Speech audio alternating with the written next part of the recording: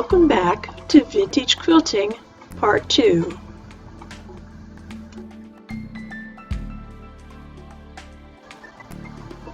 Coming up next, we're going to further enhance the joint between the hexagons that we've joined together already with the bridging stitch by using the wing needle and an entre-deux stitch.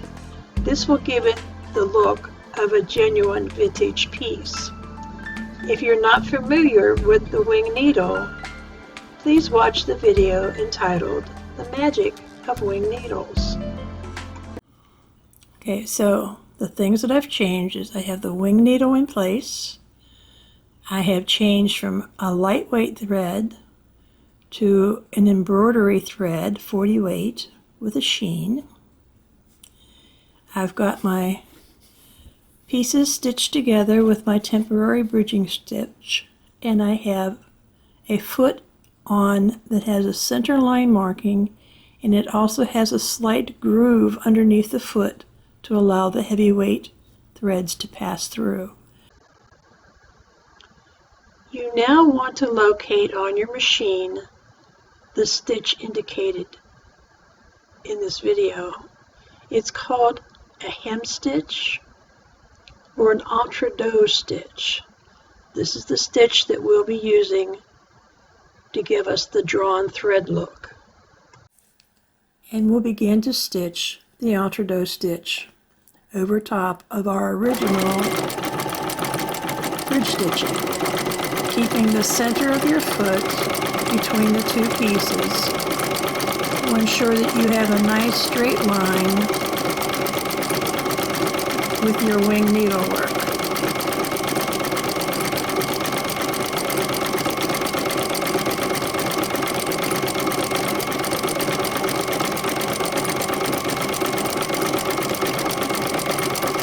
You really don't want to go much faster than this using a wing needle. This is a nice speed, nice constant speed. And when we get to the end, we're just going to stitch off slowly.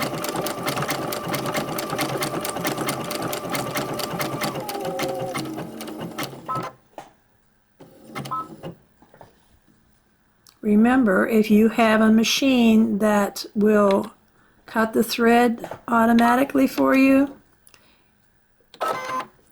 you really don't need to use that with the wing needle. Just go ahead and pull out your piece and trim your threads close to the end. And this is what you'll end up with. This is reminiscent of the drawn thread work in pure vintage work. We now have all 7 hexagons joined together. We've done the bridging stitch, and on top of that we've done the wing needle work. Now we need to add another vintage touch to this piece, and that's the lace.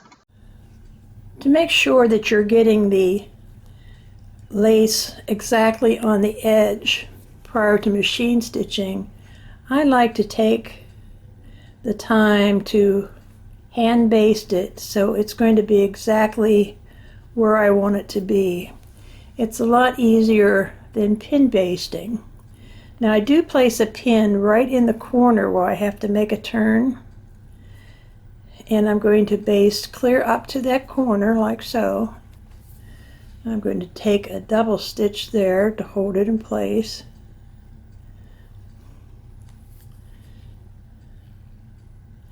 Now I'm going to remove the pin, and I'm going to basically turning this back just like I would be doing a binding on a quilt, because I want to miter this lace on the edge so it will lay flat.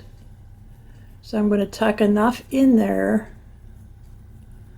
so that when I turn that corner and go back on the edge,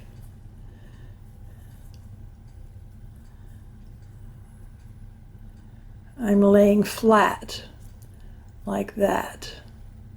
So we're going to adjust this a little bit so those pieces meet, and then I'll continue to machine or to hand baste this on until I get all the way around the quilt.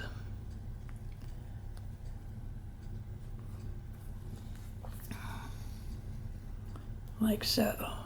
And again, I'm going to take 2 stitches there to make sure it stays in place.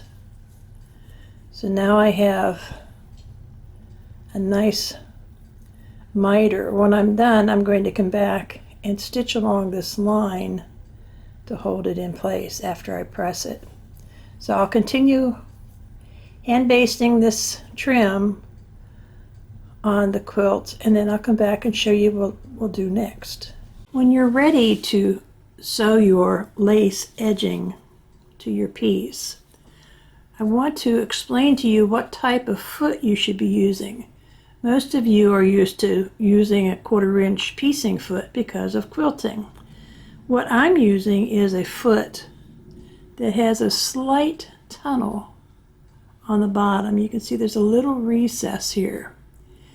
And the reason I want a foot like that is because that foot will allow the bulk of the edge of this lace to glide through very easily. If I used a totally flat foot, it may not go through as easily. Another reason we're putting this edging on here, and you have to be very careful when you do sew it on, is if you notice, we're talking straight grain of fabric here, but you will probably get into bias here, here, then go into straight, and then bias. So you just never know where you're going to run into bias. The nice thing about the lace is the edge of the lace is very stable. So by stitching that very close to the edge, not only are we giving us a place to trim away the wide hem on the back side, but it's also keeping that edge from stretching. So when you're applying it, you want to make sure that if you're not pulling on the fabric, just let the lace run along the edge, and when you're finished, it should look like that. So you can see the zigzag stitch is running very, very, very close to your edges. Whenever you begin to trim away the excess hem, that's what you have. And it almost looks like the lace and your zigzag stitch is part of the trim. Let me find a place where we've trimmed away so you can see that. Here we go.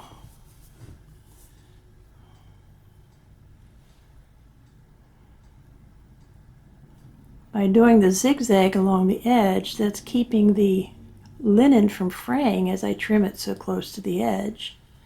The edge of the lace is keeping my fabric extremely stable so it's not stretching out on me.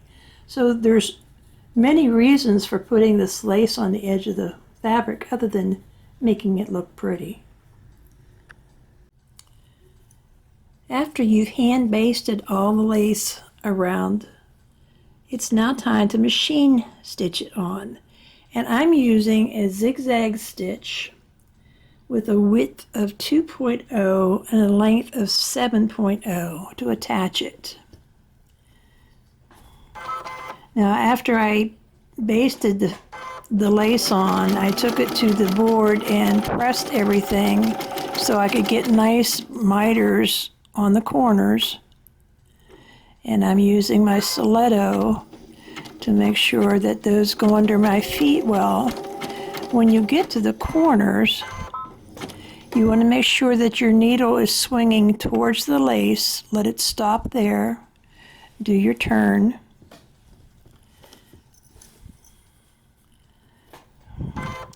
And then continue up the other side.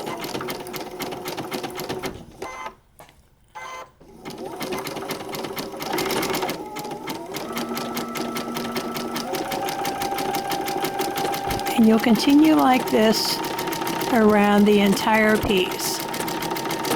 As you come around to where you started, you'll have a piece that's overlapping, and I've already stitched. I started my stitching at the beginning right here in the corner. So I'm going to stitch this piece all the way up to the corner and stop. I'll do a lock stitch and stop, just like this.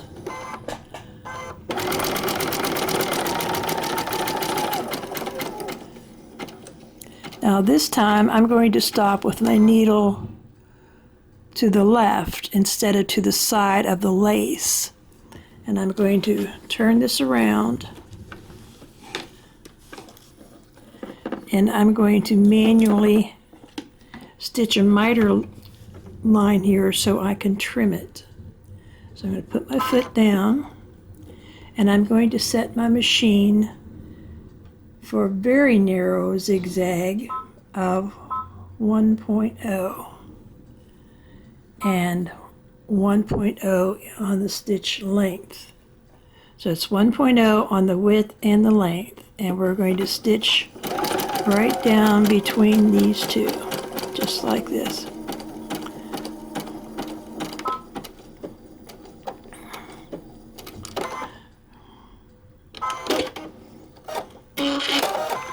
Now after you've done that, you have these two pieces stitched together. The nice thing about this lace, I'm using Cluny lace, and most laces are the same. It doesn't fray. So once that's stitched, I'm going to pull it back, and I'm going to trim the excess away. And that leaves us with a very nicely mitered edge. I'm going to do that with all my corners so that my corners will lay flat. Now you can see right here that we have a mitered corner, but it's not laying flat. Or if I stitch that down like I just stitched the other one,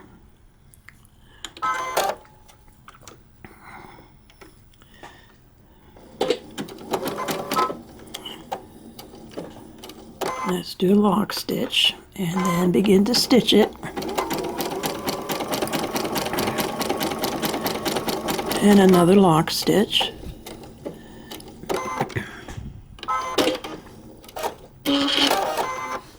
And you can see already how that's laying flat, but you can also see the other lace behind it. It's blocking the holes. So I'm going to do the same thing. I'm going to come back in the back, and I'm going to trim the excess lace away very close to that stitching line.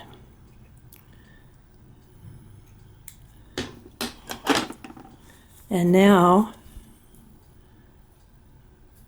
you have a nice smooth joint. Now, like I said, I'm going to continue to do all these corners so that I can get them to lay nice and flat all the way around.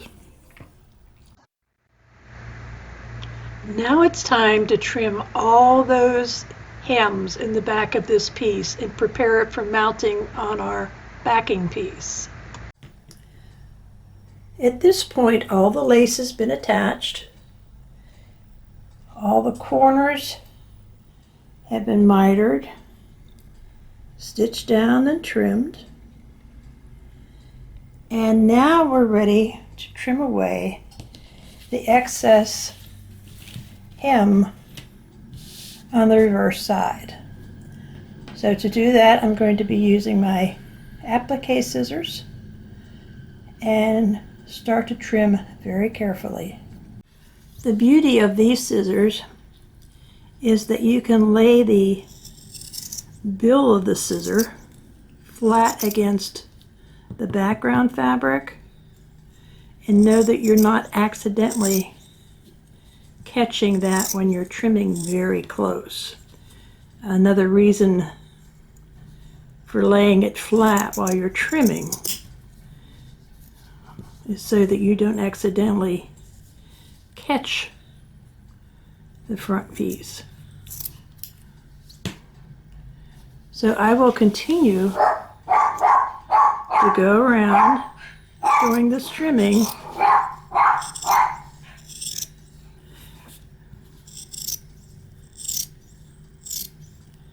And I'll show you what it looks like when it's all done.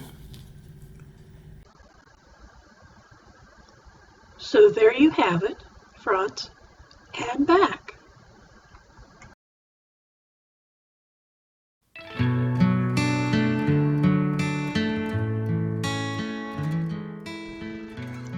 Join us in our next session when we discuss how to quilt our project. See you then.